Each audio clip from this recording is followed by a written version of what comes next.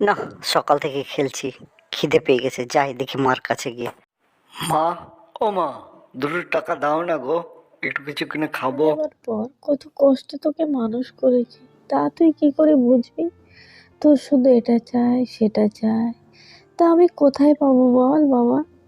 সেলাইয়ের কাজ করে কোনো রকম দুটো প্রাণীর মুখে অন্ন জোগাড় করি। আমি মরে গেলে বুঝবি অন্য কষ্ট কি, সে কিরকম কষ্ট। ভালো বলছি, এখন থেকে তুই মানুষ হ, না হলে কিন্তু একদিন অকুল পাথারে পড়বি। তুমি যা তা কেন বলছো মা? আমি আর কোনো বায়না করবো না মা গো। বাবার মতো তুমি চলে যেও না মা।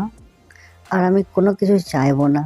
তুমি যা বলবে, যেমনটি বলবে, আমি তাই করব।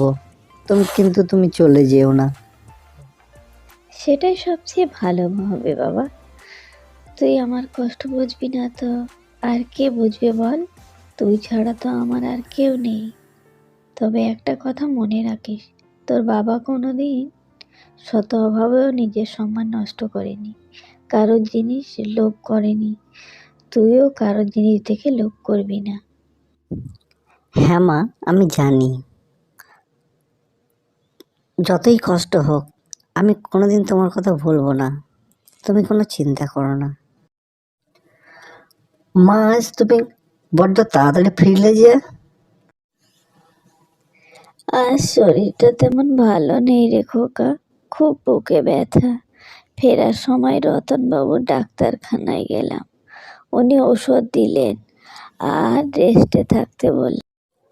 তাহলে তুমি কয়েকদিন কাজে যেও না মা। আমাদের মতো গরিবের আবার রেস্ট করা, আরাম করতে গেলে তো উপোস করতে হবে। তুই তো এখনো ছোট, তোকেই বা কি করে কাজে যেতে বলি? তোর বাবা থাকলে হয়তো এত কষ্ট হতো না আমাদের। আমি তো এখন অনেক বড় হয়ে গেছি মা। আমি কাল থেকে কাজে যাব। তুই আর কি বা কাজ করতে পারবি বাবা? আর তোকে কেই বা কাজে নেবে?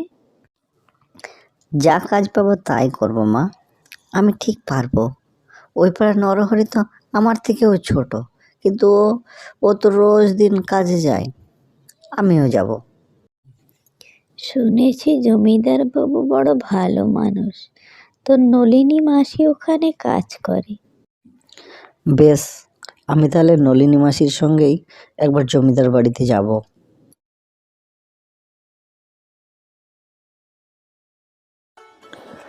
দেখো বাপু, বাড়ির মধ্যে অনেক দামি দামি জিনিস আছে, সেগুলো সাবধানে পরিষ্কার করো, ভেঙে ফেলো না যেন।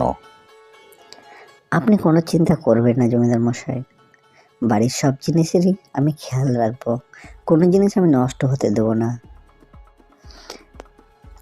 বাহ, ঘড়িটা তো বেশ সুন্দর, মনে হয় খুব দামি। এই জিনিসটা আমার কাছে রাখবো। বাড়িতে কেউ নেই, কেউ তো দেখছেও না। বাড়িতে তো এত চাকর বাকর, কে চুরি করেছে কেই বা জানবে। ছি ছি, এ এ আমি কি করছি? আমি আমার ভালো লাগার জন্য আমি চুরি করছি, আমার স্বভাব নষ্ট করছি। আমার মায়ের আমার মায়ের মাকে আমার মাকে দেওয়া কথা আমি ভুলে গেছি। ছি ছি, ভগবান, তুমি সব দেখছো। ভগবান, তুমি আমাকে ক্ষমা করো ভগবান। এই, কে আছিস? কি করতে হবে বাবু? আমাদের নতুন কাজের ছেলেটার কি নাম যেন? ওকে ডেকে দাও তো একবার দেখি। তোমাকে কেন ডেকেছি তা কি তুমি জানো? না বাবু, আমি জানি না তো। আমি দরজার আড়াল থেকে সব দেখেছি। তুমি ঘড়িটা নেবে বলে হাতে নিয়েছিলে। আমি তোমাকে হাতে ধরার জন্য প্রস্তুতও ছিলাম, কিন্তু আমি অবাক হয়ে দেখলাম তুমি আবার ঘড়িটাকে যথাস্থানে রেখে দিলে। তুমি তো আমাকে দেখতে পাওনি, তাহলে তুমি ঘড়িটা কেন আবার রেখে দিলে? বাবু, আমাকে ক্ষমা করুন। আমার মনে পাপ ঢুকেছিল ক্ষণিকের জন্য। আমি লোভের বশবর্তী হয়ে ঘড়িটা হাতে নিয়েছিলাম, কিন্তু তখনই আমার মায়ের বলা কথা মনে আসে, আর আমি ঈশ্বরের কাছে ক্ষমা চাই আর লোক সংবরণ করতে সমর্থ হই।